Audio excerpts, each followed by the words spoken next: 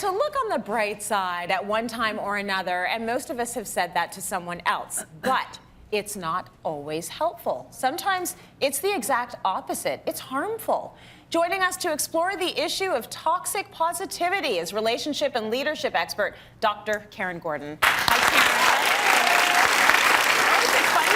This is a good topic. It is interesting. Maybe I should make a confession right off the bat. Yeah. I've been a toxic positivity person.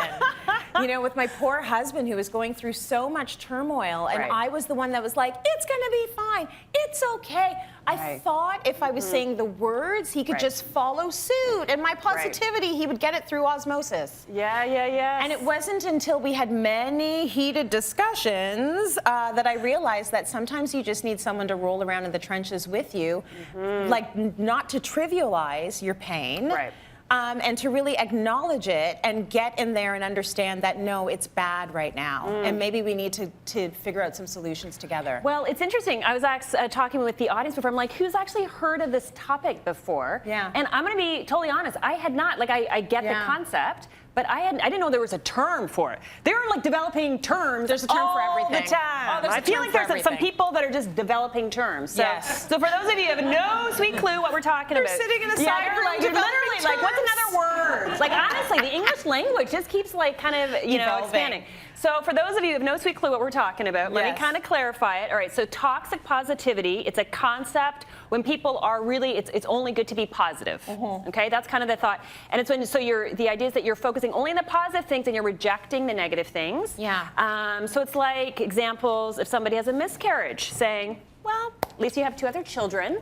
Or you can try again. I don't want to hear that. Yeah, so you can just try again. Or if you lose a job, saying, you know what? It's a blessing in disguise. It's a blessing in disguise. So like they mean well, right? Yes, they do. So put your hand up if you have said comments, kind of like, so like straight up. Exactly. I see people going like, it's okay. This is the same place. It's the same place. So, so now what's really interesting when I was kind of diving into the research around it was that some experts actually don't like the term, and they actually say it should be called toxic happiness. Okay, because happiness is like emotion that's temporary, and it's not going to be realistic for us to always have it, where positivity is a mindset and a skill.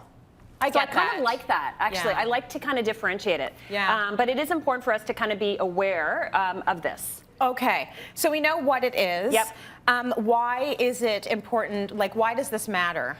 It matters because our emotions, we all have this huge emotional vault, and all of our emotions are really important to listen to.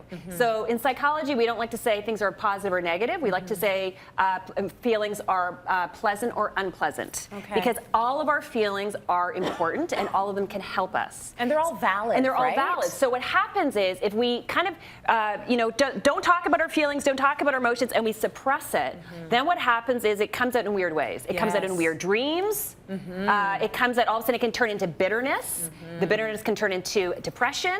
That's where sometimes you have addictions. That's where you have relationship conflicts, because everything's kind of stuffed. Okay, so that's where, and I'm seeing people in the audience going, we are seeing the connection. No, honestly, this is why. So your emotions are a huge part. There's like a huge vault. We have to pay attention to them so that they can help us. And respect them. Respect them. Things aren't always going to be rosy. That's okay. And that's actually called life. Like things are not always going to be positive and happy and great. So let's talk about the solutions. And we also kind of need to figure out what to say. Well, this is it. So we're talking in the makeup room. Everyone's like, I do not know what to say. What do we say? Right. Everyone starts kind of getting panicky. So, so first thing I want to do is kind of differentiate between what's toxic and what's healthy positivity. Okay. So toxic is kind of like you're ignoring the feelings. Okay. A healthy mindset would be just kind of encouraging the person to accept all the emotions and to learn from it and what you could actually do moving forward. So positivity does not mean necessarily that you are ignoring the feelings. Okay, that's really important way. So that's where it becomes toxic. It becomes toxic if we kind of ignore the feelings. So examples, so if somebody is going through a difficult time, I always tell people, I don't like to say, don't say something without giving them a replacement, right? You always you always have to kind of tell them another option. Give another word. So instead of saying things like, you'll get over it, you know, you'll just try again and get pregnant, like things like that, dismiss it. Things like, this must be really difficult. this must be really, really difficult. Or, you know, how can I support you? Right. Or I can only imagine how you feel. Yeah. So what you're doing is you're acknowledging the feeling, but this is the third part that's really important. It's not either or, it's both. So what you want to do is say, you know, that must be so difficult. Let the person vent, validate, and say, are you at a place where you would like to talk about possible solutions? Because if people don't eventually get to the solutions, you can wallow, you can stay stuck.